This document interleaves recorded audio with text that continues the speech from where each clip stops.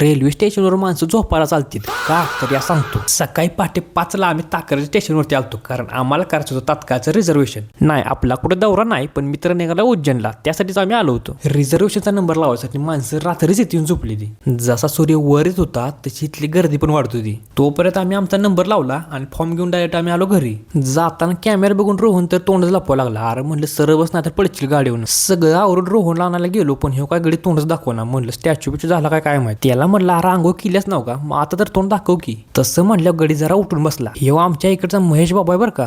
मामा काय लवकर बाजूला जायना ती. मग म्हटलं आता डायरेक्ट स्टेशनवर घेऊन जायला लागतं काय माहित पण तसं काय झालं नाही. स्टेशनवर येऊन बघतोय तर काय सर्व्हिस तिथे येऊन थांबलेलाच. त्यासाठीच आम्ही सकाळ सकाळी आलतो कारण तो निघाला आता उज्जैनला. याला म्हटलं कुठं निघालाय पण गडी काय बोलनाच. म्हटलं बायकोवर भांडलेलं दिसतंय. सर्व्हिसचं जसं कन्फर्म तिकडे निघालं का नाही गडी खुशच झाला. लाजतोय बा कसा आता. त्याला म्हटलं आता नाश्ता द्यायला लागतोय. नाश्ता करताना गडी हातच खाली घेणं त्याला वेगळीच भीती होती हो. उगाच त्याला व्हिडिओ बघून पुरीचं मेसेज आलं म्हणजे अवघड होईल. रोहन म्हटलं जाताना सागरेश्वरला जाऊया. आता सागरेश्वरला जायचं म्हटलं की असल्या गुहेतून जायला लागतंय. तुम्हाला सागरेश्वर बद्दल सांगायचं झालं तर इथं लहान मोठी 51 मंदिर आहेत 51. रोहन आणि सर्वेची चालती तर पवायची इच्छा पण त्याने आपलं आता पाय धुवून समाधान मानलं. इथं चंदन घासाय का आपल्याला जमना. मग रोहन म्हटलं घे इकडं मी दाखवतो कसं घासायचं. नंतर महादेवाचं दर्शन घेऊन आम्ही आपला धरला घरचा मार्ग.